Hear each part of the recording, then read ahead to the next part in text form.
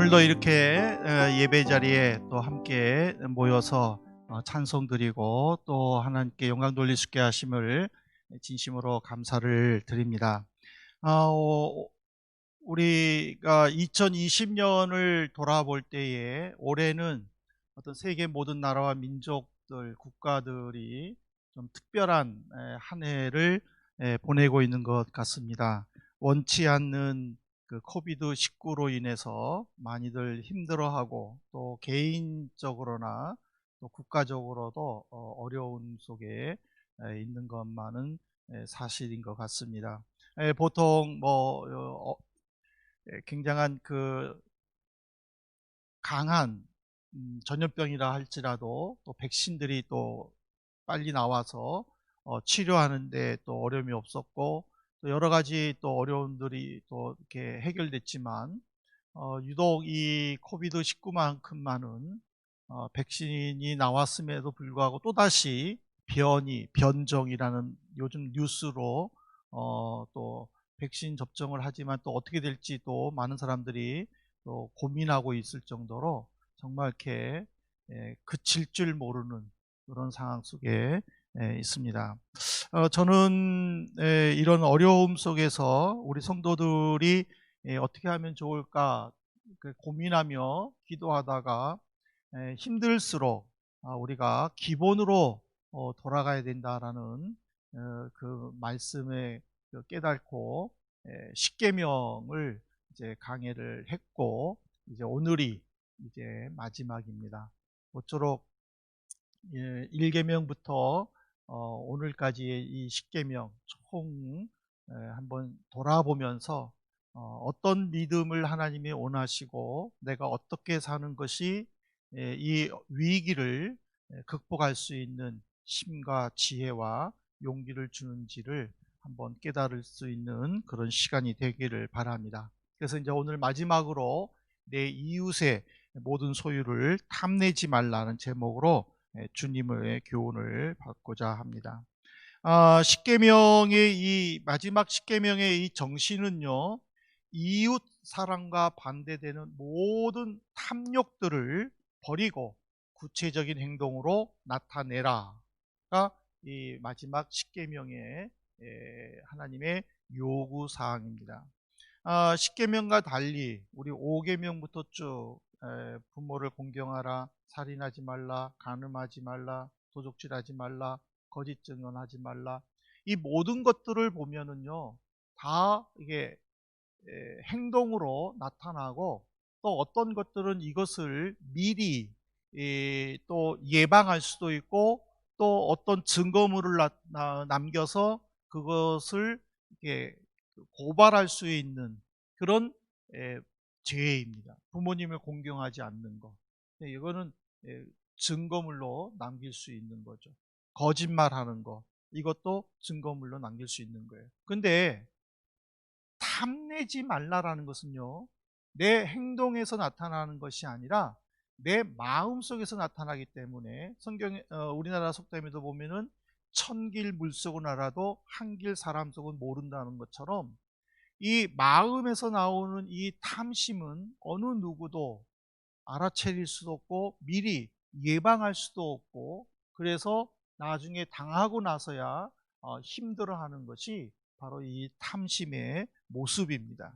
그래서 하나님께서는 마지막으로 이스라엘 백성들에게 내 이웃의 모든 소유를 탐내지 말라고 강조하신 것은 너희들의 개인의 욕심으로 사사로이 이웃을 이용하지 말고 신실하게 대하라라는 그 말입니다. 이것이 바로 결국에는 마태복음에서 또 공간복음에서 예수님이 주 너희 하나님을 온 마음과 정성을 다하여 사랑하고 그리고 내 이웃을 내 몸과 같이 사랑하라 하고 가르쳐 주시는 이 또 계명하고 연결되기도 합니다. 그러면은 우리는 먼저 이 두 가지의 단어를 한번 정의를 해야 될 것 같아요. 첫 번째가 뭐냐면 이웃이 누구냐라는 거예요.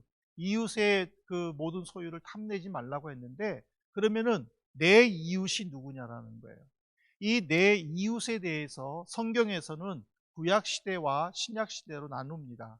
구약 시대에서는 하나님은 이웃을 민족 공동체로 규정을 해주셨습니다. 그래서 옆집 사람이 이웃이 아니라 유대인 전체, 이스라엘 전체가 서로 이웃이었다라는 거예요.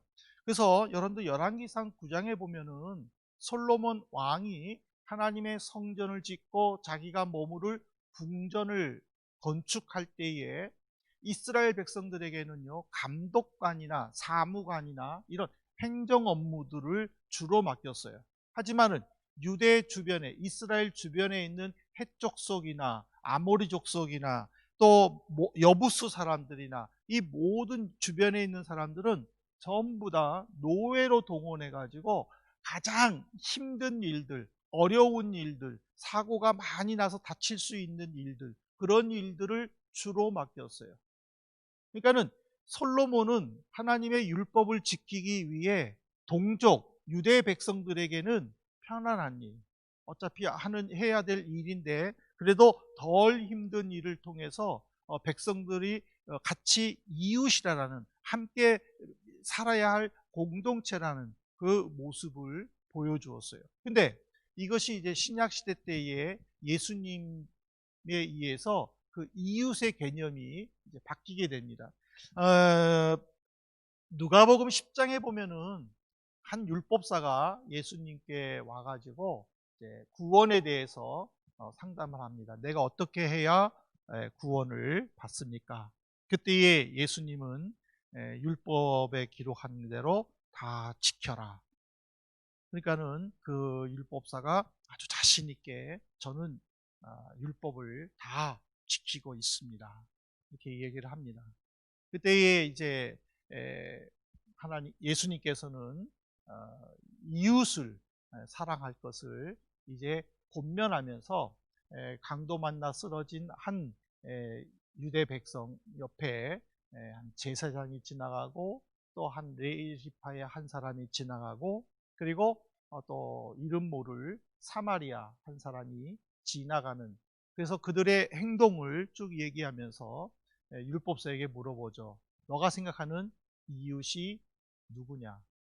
가서 너도 그와 같이 하라. 그러니까 예수님께서 말하는 이웃이라는 것은 힘들고 어려운 일을 당했을 때에 그 사람을 도와주는 사람이 내 이웃이라는 거예요.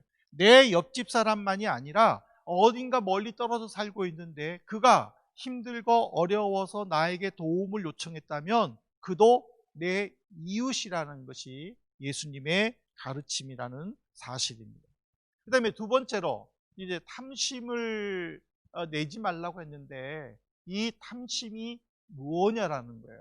탐심은 이 국어사전에 보니까는 무엇을 가지거나 차지하고 싶은 마음이다라고 정의를 했어요.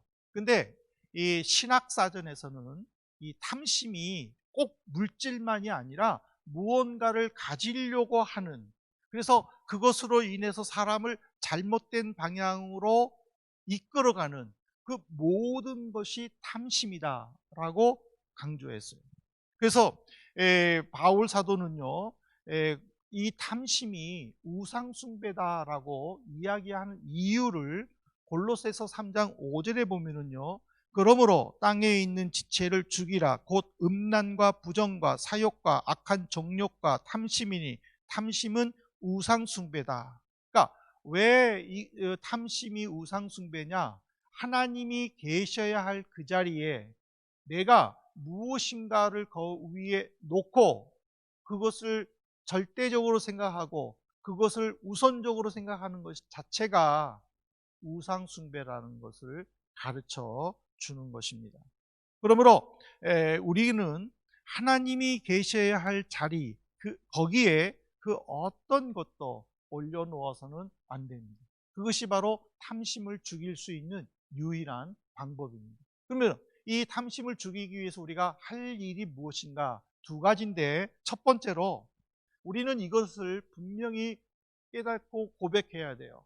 탐심을 품는 순간 바로 하나님의 계명을 내가 파괴하는 것이다 라고 고백을 해야 돼요. 왜? 하나님은 탐심을 버려라 했는데 그 탐심을 버리지 못하고 내가 품는 순간에 탐심을 버려라라는 하나님의 계명을 내가 깨트려 버린 것이죠. 그래서 디모데전서 6장 9절에 보면은 구하려는 자들아 시험과 올무와 여러 가지 어리석고 해로운 욕심에 떨어지나니 곧 사람으로 파멸과 멸망에 빠지게 하는 것이라. 부하다. 이거는 부자가 되려고 욕망을 갖고 있는 사람이 부하려 하는 자예요.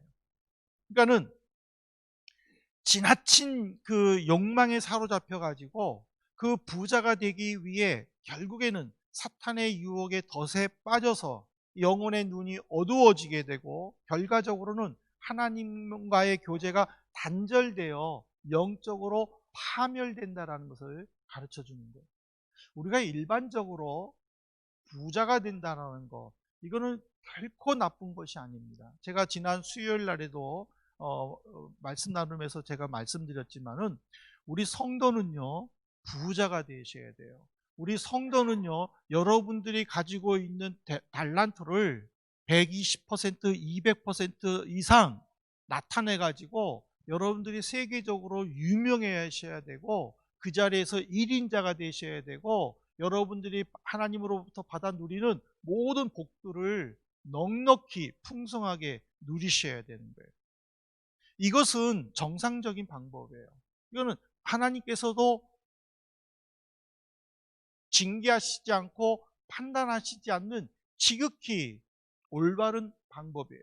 그런데 부자가 되려는 그 욕심이 지나쳐서 주변 사람들을 생각하지 않고 또 오히려 다른 사람들이 가지고 있는 그 아이디어를 자기 것처럼 뺏어가지고 그것으로 돈을 벌면서도 양심에 전혀 가책을 느끼지 않고 법을 교묘하게 이용하고 법을 교묘하게 피해가지고 자기만 잘 살려고 하는 것, 그것이 바로 탐심의 결과다라는 것을 지금 바울이 여기서 가르쳐 주는 거예요. 그래서 디모데전서 6장 10절에서도 돈을 사랑함이 일만하게 꼴이다라는 것은 돈 자체는 결코 나쁘지 않다라는 거예요. 그러나 탐욕을 품은 그 사람이 그 돈을 어떻게 사용하느냐에 따라서 그 돈이 악의 축이 될 수 있다는 것을 가르쳐 주는 것이죠. 그래서 바울은 로마서 12장 2절에 보면은요, 너희는 이 세대를 본받지 말고 오직 마음을 새롭게 함으로 변화를 받아 하나님의 선하시고 기뻐하시고 온전한 뜻이 무엇인지 분별하도록 하라. 그러니까 이 세대라는 것은 하나님의 사랑이 거기에 없고 하나님의 말씀이 거기에 없는 거예요. 그냥 사탄이 다스리는 곳에 내가 그 유행에 빠져서 서로 물고 뜯는 약육강식의 이 사회를 의미한다는 사실이죠. 어떻게 보면 우리 성도들은요, 총성이 없는 전쟁터에서 살고 있는 것과 마찬가지입니다. 정신줄 놓치면은요, 누군가로부터 당하는 정말 살벌한 세상이 바로 이 세상입니다. 이 세상에서 우리 성도들이 도덕적으로 또 타락하지 않고 정신적으로 온전하게 정말 정신을 붙잡고 주님 오실 때까지 버틸 수 있는 것은 내 스스로의 변화가 아니라는 거예요. 성령에 의해서 내 마음이 새롭게 되고 또 그 새롭게 됨이 내 인격 속에 또 내 삶 속에서 나타나는 것이, 그것이 바로 이 세대를 본받지 않는 것이다 라고 바울은 가르쳐주고 있습니다.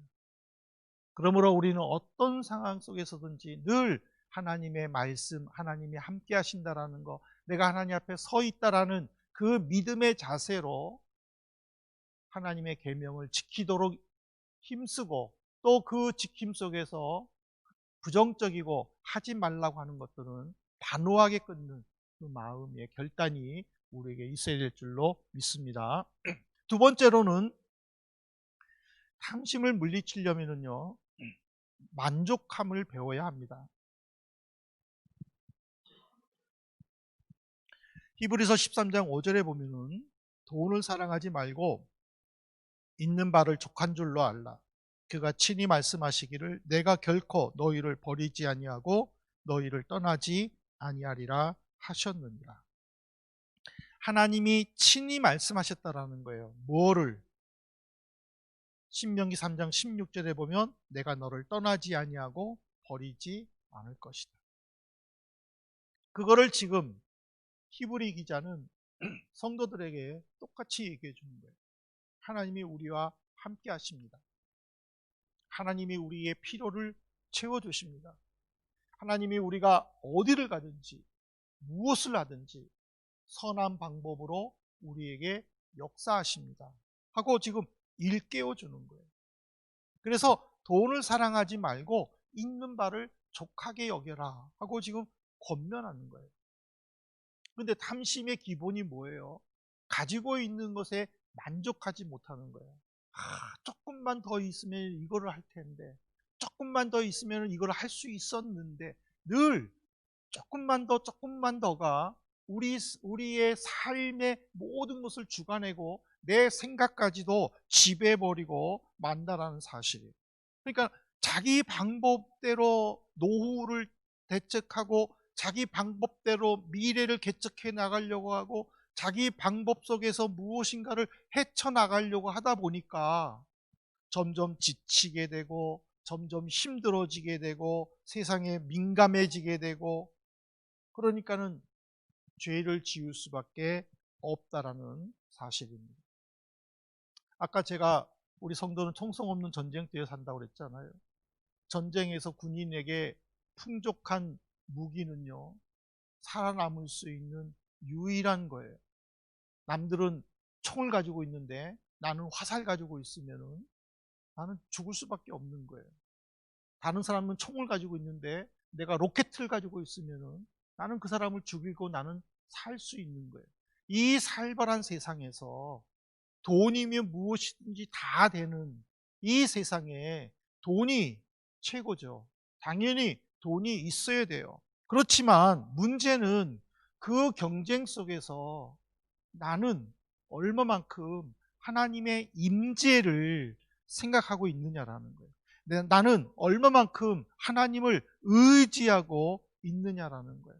세상 사람들이, 세상에 사는 젊은이들이 미래를 걱정하듯 예수 믿는 청년들도 똑같이 미래를 걱정하면서 살고 있어요. 세상의 젊은이들이 물질을 따라 생활하듯이 예수 믿는 청년들도 똑같이 물질 위주로 나가고 있어요. 그러다 보니까는 세상의 젊은이들이 좌절하고 실망하고 미래를 생각하면서 걱정하고 그 모든 것들이 우리 예수 믿는 청년들에게도 그대로 나타나고 있어요. 그러면 내가 하나님 앞에 드려지는 이 예배, 내가 하나님 앞에 드려지는 고백, 내가 하나님의 이름으로 기도하는 그 모든 것들은 무엇이냐는 거예요.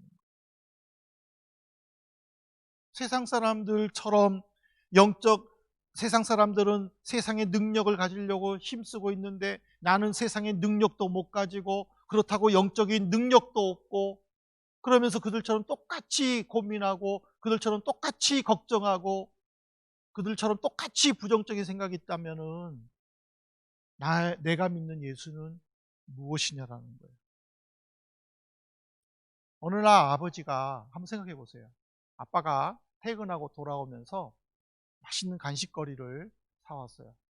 이 겨울에 간식거리에 한국의 최고는 군고구마죠. 또 호빵이겠죠. 갑자기 먹고 싶은데. 네, 사왔어요. 애들한테.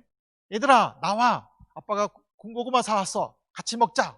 했는데 애들이 컴퓨터 게임에 빠져가지고 또 우리 대처형제처럼 디제잉에 빠져가지고 나와! 했는데도 안 나와.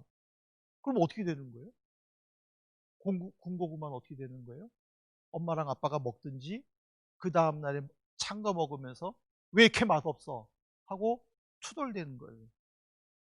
무엇을 의미하는 거예요? 하나님은 부르짖는 자에게, 하나님을 찾는 자에게 필요한 것을 채워주시려고 오셨는데 막상 나는 세상 일에 바빠서 하나님이 나를 부르는 것에 제대로 반응하지 못한다면 나는 힘들고 어려움 속에 여전히 빠질 수 있다는 것을 가르쳐 주는 거예요. 여러분들 계시록 3장 20절을 보시기 바랍니다. 볼지어다 내가 문 밖에 서서 두드리노니 누구든지 내 음성을 듣고 문을 열면 내가 그에게로 들어가 그와 더불어 먹고 그는 나와 더불어 먹으리라. 여러분 이 그림 한번 사진을 한번 보십시오. 이 사진에서 중요한 부분이 뭔지 아십니까? 옛날에 제가 이 사진을 한 번 더 보여드린 적이 있는데 다시 보여드리는데 이 사진에서 중요한 거는요, 문고리가 없어요. 예수님은 밖에서 기다리시는데 문을 열 문고리가 없어요. 문고리는 어디에 있어요? 안에 있어요. 예수님은 그냥 놓고만 하시는 거예요. 문을 누가 열어요? 내가 열어야 되는 거예요. 내가 열면 예수님은 들어오시는 거예요. 내가 안 열면 예수님은 그저 여전히 밖에 계시는 거예요. 내가 문을 열어야 되는 거예요. 탐심을 물리치기 위해 만족하다라는 것은 내가 어떤 상황 속에 있든지 하나님께 감사하면서 이 상황을 지혜롭게 하나님께 요구할 때에 하나님께서 영접하는 그 예를 찾아가 위로해 주신다는 사실입니다. 사랑하는 성도 여러분, 내 이웃의 모든 소유를 탐내지 말라. 이거는 지극히 작은 욕망이라도, 지극히 작은 부정적인 생각이라도 그것이 하나님의 계명과 하나님의 뜻과 맞지 않으면 그것을 포기하고 버려라는 것을 우리에게 가르쳐 주는 거예요. 왜 코비드19가 발생했습니까?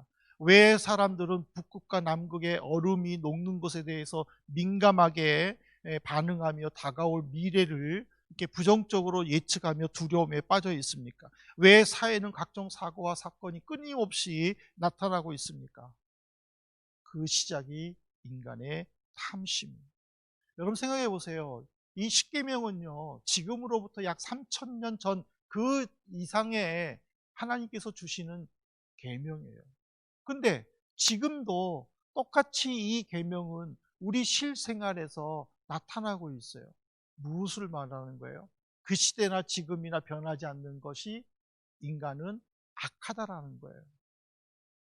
그 시대보다 지금이 조금 더 살기 좋아지고 환경이 좋아져서 사람들이 여유를 가지고 선하게 행동했다면은 사건과 사고와 전염병과 각종 어려움으로부터 우리는 충분히 보호받으면서 살 수 있었던 거예요. 근데 그 머나먼 옛날보다 지금 훨씬 살기 편함에도 불구하고 끊임없이 부정적인 요소들이 나타나는 것은 결국에는 내 안에 탐심이 있다라는 사실이에요. 오늘 우리는 이 십계명을 통해서 다시 기본으로 돌아갈 수 있기를 진심으로 바랍니다. 하나님이 왜 거짓말하지 말라고 했는지, 하나님이 왜 거짓 증언하지 말라고 했는지, 하나님이 왜 부모를 공경하라고 했는지, 하나님이 왜 나 외에 다른 신을 두지 말고 신상을 만들지 말고 안식일을 기억하여 거룩하게 지켜라고 했는지를 한번 묵상해 보시기를 바랍니다. 내 이웃이 누구입니까? 이웃의 누군가가 나에게 아픔을 호소했을 때에 그를 도와줄 수 있는, 그리스도의 사랑을 전달할 수 있는 그 사람이 진정한 이웃이라는 사실입니다. 우리 성도님들 지난 1년 동안 정말 고생 많으셨습니다. 여기까지 오신 것 정말 하나님의 은혜임을 다시 한번 고백하시면서 감사하시고, 이제는 하나님 말씀으로 돌아가서 하나님이 기뻐하는 삶을 살아서 이제 2021년도는 좀 더 하나님의 베풀어 주신, 또 하나님이 나와 함께 하신다라는 그 위로 속에서 풍성하게 거하는 희망이 있는 2021년이 되시기를 진심으로 소망합니다. 오늘 이 말씀을 묵상하면서 우리 함께 같이 조용히, 집에 계신 분들은 좀 소리 내어서 기도해 주시고, 우리 예배당에 있는 분들은 좀 묵상으로 기도할 수 있기를 바랍니다. 1년 동안 지켜주신 하나님께 우리 감사의 고백을 드릴 수 있기를 바랍니다. 그리고 또 남은 4일 동안 또 잘 마무리하고 또 2021년을 계획 세울 수 있도록 온전히 하나님께 맡길 수 있도록 기도해 주시고, 오늘부터 우리 권사님 기도처럼 이제 독일도 1차 예방접종이 시작됩니다. 모쪼록 부정적인 반응들 나타나지 않고 또 많은 사람들이 또 백신 맞는 것에 동참해서 속히 이 바이러스를 물리칠 수 있도록 하나님께서 은혜를 달라고 이렇게 여러분들의 또 소망을 위해서 같이 기도하도록 하겠습니다. 기도하시겠습니다.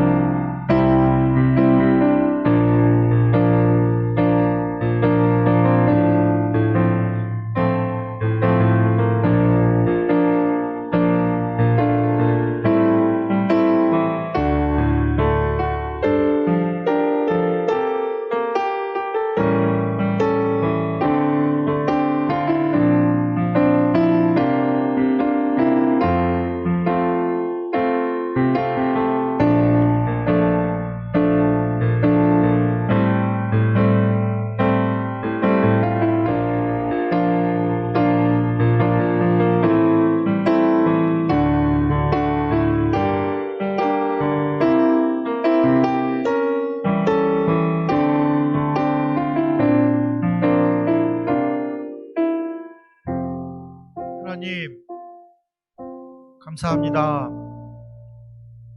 저희가 10주 동안 11주 동안 십계명을 묵상했습니다.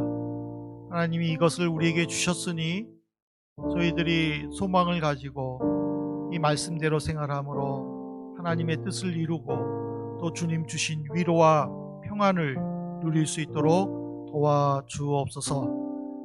2020년 동안 고생 많았던 우리 성도들을 위로해 주시고 저들의 마음을 어루만져 주시고 또 회복시켜 주옵소서. 그래야 2021년도 주신 믿음 은혜 가운데에 소망을 가지고 새롭게 시작할 수 있도록 함께해 주옵소서. 예수 그리스도 이름으로 기도 올리옵나이다. 아멘.